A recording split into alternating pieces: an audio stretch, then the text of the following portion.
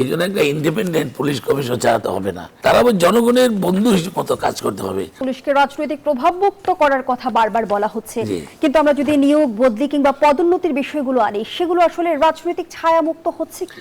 না, সেই জন্য তো পুলিশ কমিশন দরকার হবে। এই জন্য একটা ইন্ডিপেন্ডেন্ট পুলিশ কমিশন চালাতে হবে না। ইন্ডিপেন্ডেন্ট পুলিশ কমিশন রাখবে যারা বাইরে থেকে কোনো ইন্টারফেয়ার করতে না পারে, তারা যেন কোনো রাজনৈতিক দলের লেজুর ভিত্তিক না হয়, কারণ তারা জনবান্ধব, তারা আবার জনগণের বন্ধু হিসেবে মতো কাজ করতে হবে। তারা বিপদে আগে আসতে হবে, নিজের গায়ে পড়ে আগে আসতে হবে, এবং এটা তারা নিরপেক্ষ কাজ করবে, কারণ স্বার্থর দরকার নাই।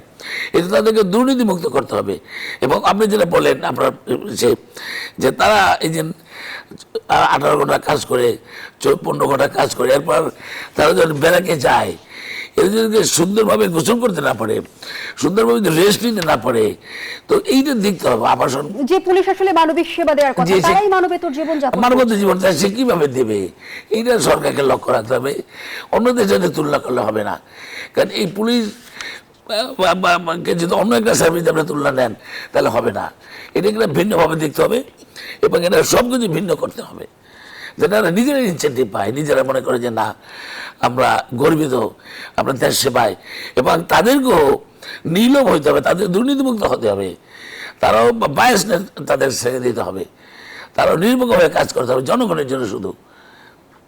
জনাব আনোয়ার হোসেন, আপনি নিজেও একজন মুক্তিযোদ্ধা এবং রাজারবাগ পুলিশ লাইন্সের মাটিতে 1971-এ প্রথম প্রতিরোধের বুলেট গর্জে উঠেছিল। আবার এই রাজারবাগের পুলিশ লাইনেও জনবিচ্ছিন্নতার চরম অন্ধকার অধ্যায় আমরা দেখেছি।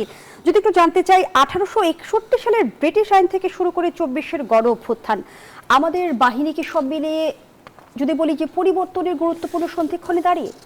না, এটা যে পরিবর্তন কথা আমরা বলি সবাই, কিন্তু আসলে কেউ ঠিক মতো ওই যে কথা বললাম যে ইন্ডিপেন্ডেন্ট পুলিশ কমিশন যদি না হয়, পুলিশ আমি মনে করি যে, কারণ আমার সাথে যদি আমি এদের ব্যবহার করি, আমি আমার পলিটিক্যাল উদ্দেশ্যে যদি ব্যবহার করি সরকার, তাহলে তো পুলিশ আর কাজ করতে পারবে না। কিন্তু পুলিশকে ওই স্বাধীনতা দিতে হবে, তাকে সেই স্বাধীনতা দেওয়ার জন্যই পুলিশ যেন ন্যায়পরায়ণভাবে কাজ করতে পারে, এই জন্য ইন্ডিপেন্ডেন্ট পুলিশ কমিশন একটা খুবই প্রয়োজন। এবং আমরা এবার পুলিশ সপ্তাহে দেখেছি যে বারবার আইনের প্রসঙ্গটা এসেছে যে 1861 সালের উপনিবেশিক পুলিশ আইন রেখে জনবান্ধব পুলিশ গঠন আসলে কতটা সম্ভব? না, ওই 1861 আইন তো এখন আর হবে না ওইটাতে, কারণ তখনকার ঔপনিবেশিক সরকার চাইছেই তাদেরকে লাঠিয়াল বাহিনী হিসেবে ব্যবহার করার জন্য, এবং তারা করেছেও তাই। সেই আপনার নীল চাষ বলেন, বিভিন্ন ব্যাপার তার আমরা দেখেছি, তারা এরা পুলিশকে লাঠিয়াল বাহিনী হিসেবে ব্যবহার করছে।